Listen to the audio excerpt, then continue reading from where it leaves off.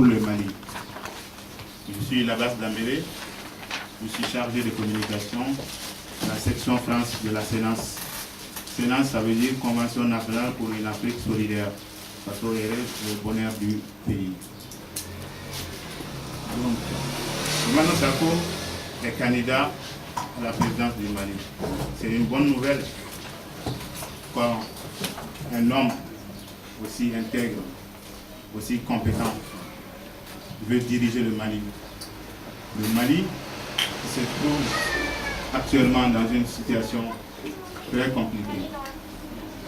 Et on sait tous ce qui a été mené par le gouvernement précédent pour nous mettre dans ce pétrin. Ousmane Sonko est économiste de formation. Il a fait ses études supérieures aux États-Unis. Il est docteur en économie. Mais ce que les Maliens connaissent de Ousmane Sonko principalement, c'était entre 86 et 87, quand le régime de Moussa Traoré n'arrivait plus à payer les fonctionnaires. Et que, contre toute attente, Ousmane Sonko est parvenu à prouver aux Maliens que l'État malien avait les moyens, les ressources.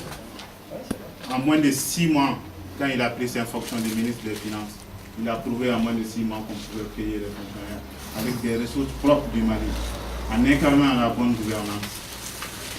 Aujourd'hui, il a un projet disponible sur le site de la CNAS qui s'appelle Refonder l'État démocratique pour un nouveau départ pour le Mali. Le vrai départ, le bon départ. Ce document est consultable sur le site de la CNAS Faso-Ere et sur Facebook dans les groupes de soutien à Ousmane Sonko, la CNAS Faso-Ere. Donc son programme, comme je viens de vous le montrer, s'articule sur 20 axes prioritaires. On ne pourra pas tout les détailler en cette minute ici. Donc, je vais vous parler de l'essentiel, c'est-à-dire le recouvrement de l'intégrité territoriale du Mali, l'exercice de la souveraineté nationale sur tout le territoire national. Je vais vous parler également de son projet pour assainir la justice et lutter efficacement contre la corruption. Je vais vous parler de l'école malienne, de l'état de l'école malienne, qu'on ne peut plus continuer de maltraiter. Je vais vous parler d'économie et de vie chère au Mali. Le premier point dans notre situation actuelle au Mali, c'est de recouvrer sans condition et aucune discussion ni subterfuge l'intégrité territoriale. L'intégrité territoriale et la souveraineté de l'État n'est pas un sujet de discussion avec qui que ce soit. La position de Ousmane Sonko a été claire là-dessus et invariable. Donc, pour cela, il promet, il s'engage à renforcer l'armée malienne, à la reconstruire, à introduire la culture de la promotion par la compétence, par le mérite. Les soldats les plus vaillants, les plus stratèges, c'est eux qui occuperont les fonctions les plus hautes. Ousmane Sonko promet que dès son investiture, il dira oui au dialogue social.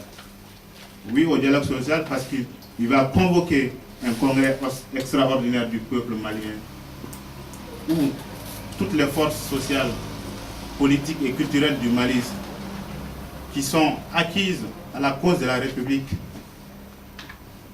qui sont pour le changement des mentalités, le changement dans la justice, la vérité, le changement dans la justice sociale. Ça, c'est le point sur l'intégrité territoriale et la souveraineté. Je vais vous parler du gros problème du Mali, ce qui nous a conduit dans ce ravin aujourd'hui, c'est-à-dire l'impunité, la corruption. Il y a un système qui s'est installé au Mali ces 20 dernières années. Une oligarchie d'élite se sont emparés des postes et ont mis un système de pillage très sophistiqués. Combien de fois le rapporteur, le vérificateur général a épinglé nos ministères, nos entreprises publiques? Il n'y a eu aucun résultat. Aucun juge malien n'a convoqué qui que ce soit. Et le président de la République même disait, le président de la République lui-même disait, je n'humilierai pas les chefs de famille. En évitant d'humilier les chefs de famille, il a humilié toute la nation. Donc la justice sera assainie sous Soumana Sako. Et l'école, il a été déjà enseignant Soumana Sako. Il faut réhabiliter les enseignants. Il va les mettre dans les conditions, construire des écoles pour que les plus défavorisés des enfants, les garçons et les filles aient accès à l'école. Et sur le plan économique, Soumana s'engage sur une politique d'encouragement de tous les Maliens, de la diaspora comme du Mali, qui ont des idées, prennent des initiatives. L'État sera à leur côté. L'administration malienne doit être plus efficace. Les chefs de service doivent rendre des comptes l'efficacité de l'État. L'administration ne sera plus un frein à l'investissement au Mali. Les dessous de table, c'est terminé avec Soumana Sako. Monsieur Dambélé, je vous remercie.